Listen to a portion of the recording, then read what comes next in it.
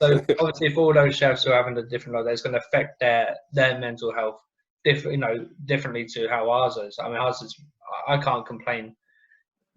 Like you say, we're spending more time cooking or starting up our own little things, or spending time with the family, with the missus.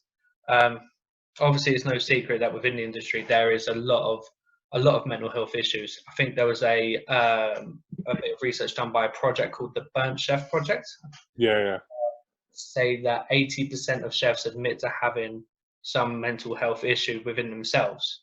Not necessarily diagnosed, but how you feel. Um, Unfortunately, as well, within the industry, it's renowned to have uh, people's health issues taken out in substance abuse, for example, and addiction. Um, I should wonder if any of you have witnessed this or been through something that you say was a case of addiction or substance abuse. I'll start again. Yeah, I think like saying about the sort of I'll start with like sort of substance abuse and what I've seen and sort of what I think about it. But I think what what happens with kitchens is you have this sort of quite masculine, quite macho sort of environment. And obviously, especially when I went in, you want to prove yourself, you want to do the best you can, you want to work as hard as you can. But obviously that also you have this expectation that you're going to be like working more than a human can, like when you're working your 16-hour shifts. And I mean, I like when I first went to like a fine dining restaurant, I was like 19 years old, and I went from work, being in college, doing a bit of part-time work at West Ham Training Ground, into doing 70-hour weeks at Free Rosette Standard. And then you have these chefs just expecting sort of what perfection or a very high level of food quality. And as I say, a 19-year-old kid working 16 hours, 18 hours, 6 days a week, sometimes 7 days a week, but then what it creates on the outside is you need to sort of blow off all that stress. And we were quite near like a party town where we'd go out on a Monday night, even if we had work Tuesday morning. Drinks would be £1.50 or £2 because it was near a university, so we'd be out drinking every night. And then and that sort of rolls on. So the more you're into like that, people going smoking. Again, in kitchens, I always found that the only time anyone got to have a break was going out for a cigarette.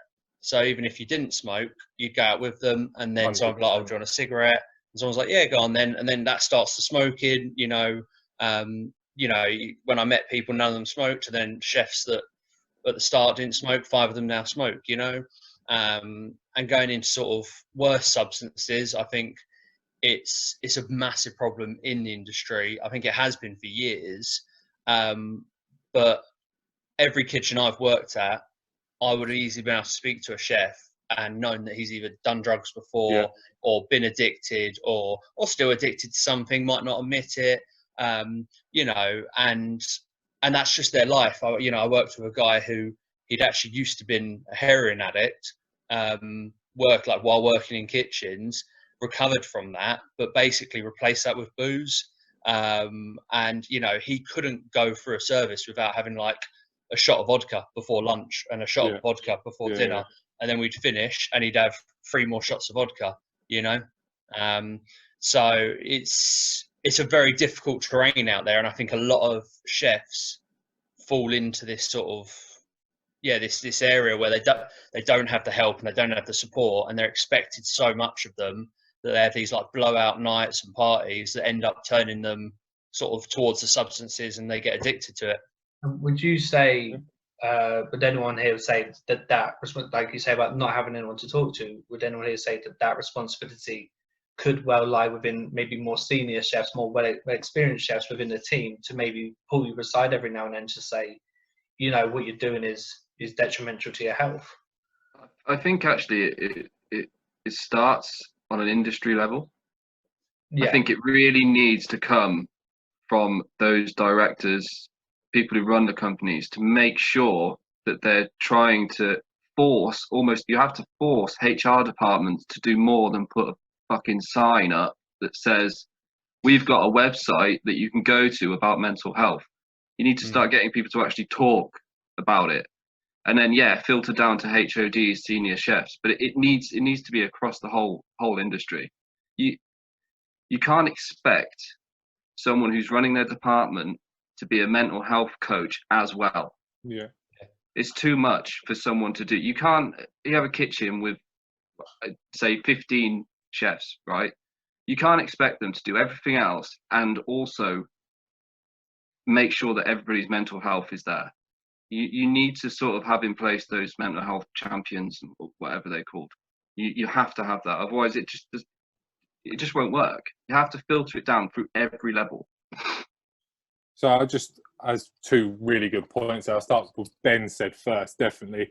I think with our industry, there is just the stigma, and it's got to the point now where chefs expect to have to work 16, 17 hours a day. And I mean, when I first started, when I was still at college, Ryan, when I was at a place in London, I won't name it, but they had 3 rosettes and they were really pushing for a Michelin star.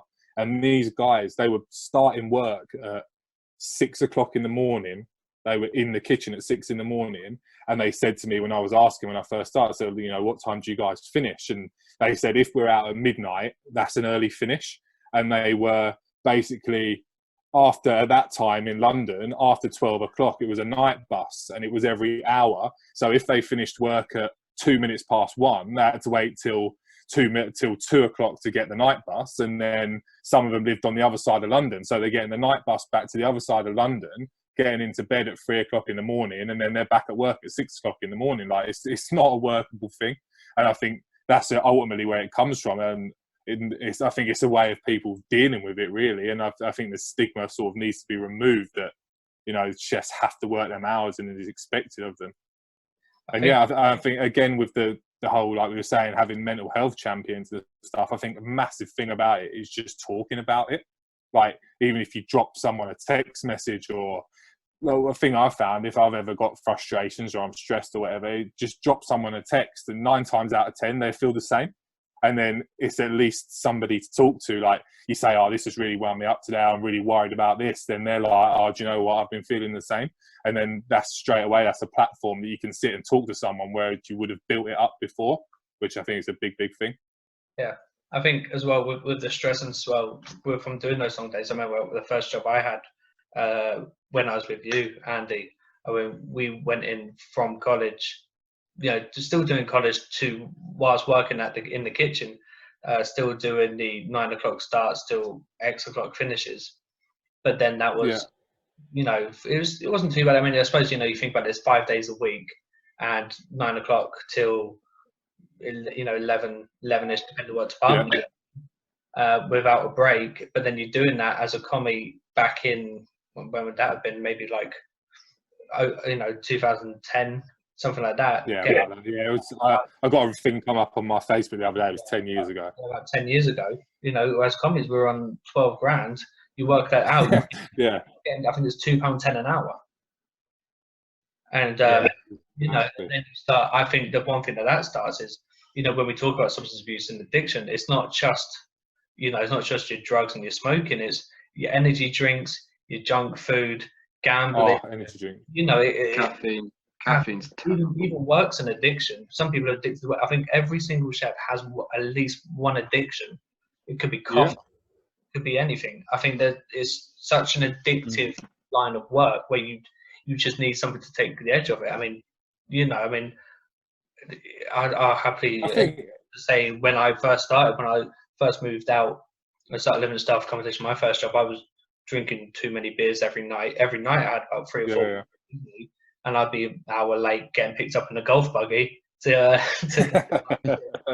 then I stopped that, but then I got replaced with energy drinks, and then realised energy drinks make you shake too much, so you switch it to coffee or tea, and then you're drinking coffee every night. Energy drinks is a big one. I remember, again, I mean, what it was like. We used to have a whole case of energy drinks in the kitchen, and used to knock back like 3-4 in a hot service. I used to remember getting home at night and laying in bed just staring at the ceiling, and you don't realise the effect it has on you. And I think, again, with your point with chefs having an addiction. I was just going to say, I think especially as commies, sort of when you sort of first get into it and you get into the buzz of the kitchen. Like I remember in my first trial, I was on larder for service, and they sort of come and said to me like, oh, you know, it's time to go now. And you sort of in the moment, you're like, no. And I think I was only, you know, like frying chips or like blanching broccoli. And I think the more you get into the job and the sort of more you start to learn things and you get to run a section, I think the addiction gets more and more, and you don't necessarily want to go on your break. You want to stay and you want to work through, and it just builds, doesn't it? Sort of, and then it becomes sort of like a medal of honor, like, oh, I worked all day today without a break. I haven't had a day off for this many days, you know. So I think the chefs as well, obviously, we love what we do. That's sort of what's different about what we do, and I think that's a lot where it comes from. Yeah, I think that mentality. Sorry, the whole, you know, not taking a break. I've worked for this long. It just, we need to, you know, there's a new generation coming through now. We need to start ironing that out.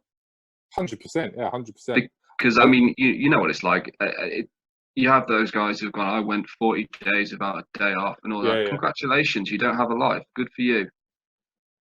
You know, that needs to be the attitude towards them, regardless of whether or not they're really good at their job.